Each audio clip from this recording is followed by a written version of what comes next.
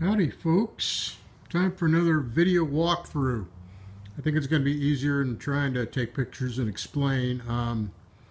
That's my reward for getting the decks and the front half of the cabin on and get some more cabin framing done sitting right there.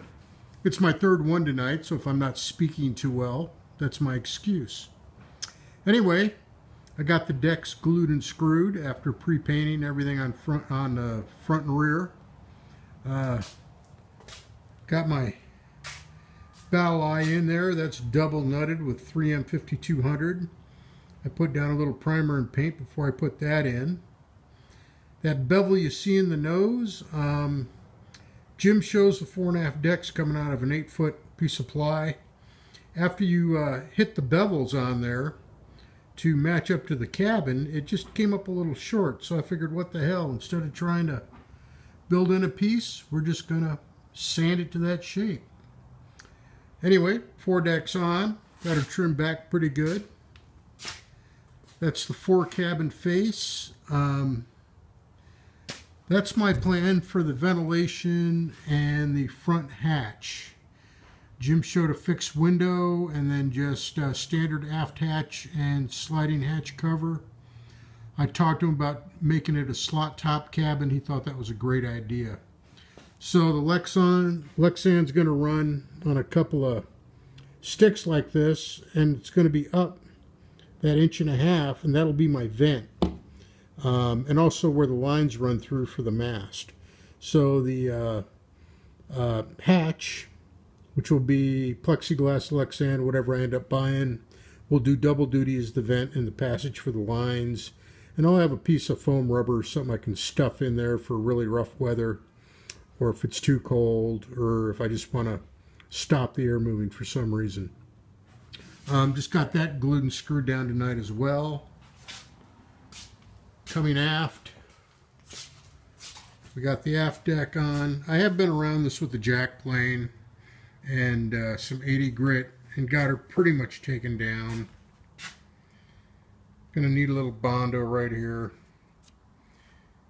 but it's looking pretty good. Got my rudder hardware mounted. 4 number 12 stainless screws in each. After reading about the ducts in the Texas 200, I made sure those were bolted. Nylocks, fender washers, 3M 5200. They're not going to leak. They're not going anywhere. There's my aft cabin face that got glued and screwed tonight. Yeah, it's really starting to come together. I was wondering why Jim thought this was such a project, or such a brave thing for a first-time boat builder. But this cabin with all the windows and figuring out the hatches, and I mean, it's definitely a lot of thinking. If this was a Mayfly or something, I'd probably be done by now. One thing I just did, just before starting this, was put in these longerons. That's some 1/4-inch marine ply for gussets. I had to stabilize the corners once I cut out the center section.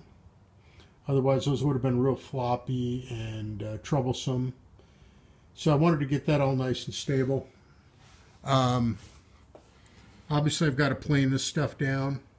So I want that strong and sturdy when I'm running the plane and saw or in the sander, however I'm going to get that taken down. Same thing here in front. Got to get that trimmed down. I'll get my ply on top, and then I'll run some rails on top of the plywood and on top of those longerons. And that ought to be nice and rigid and sturdy. So here's those from the side. They're 1.5 inches deep. Ought to give me plenty of ventilation, plenty of room for the ropes to go through. I'll put some kind of a radiused edge here. I'll probably put some timber and sand it round. Or I thought about getting a piece of copper and slotting it and sliding it over the edge. Just something for a fair lead to turn the lines through. Coming in here, Jim showed that whole bulkhead cut out. But I wanted to leave a section in the middle for mounting cam cleats and all that good stuff for the lines. I can always cut it out if it's too much trouble. There's my mast step. My access to the flotation chamber. I started squirting the life cock out of the tube and realized it was black. White would have been a better idea, but what the hell, it's not going to leak.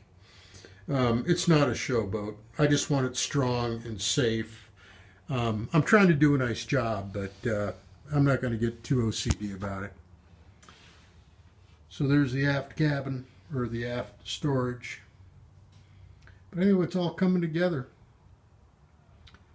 Yeah, the hard part's almost done, and then I'm just going to have hours of filleting and sanding and all that good stuff, trying to, you know, see where I get tired. Not going to be a showboat, but I want it to look like not a complete idiot built it. And, you know, I want to enjoy my space. One more thing.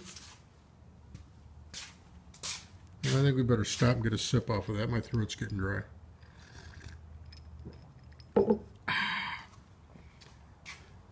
Boat builder lubricant.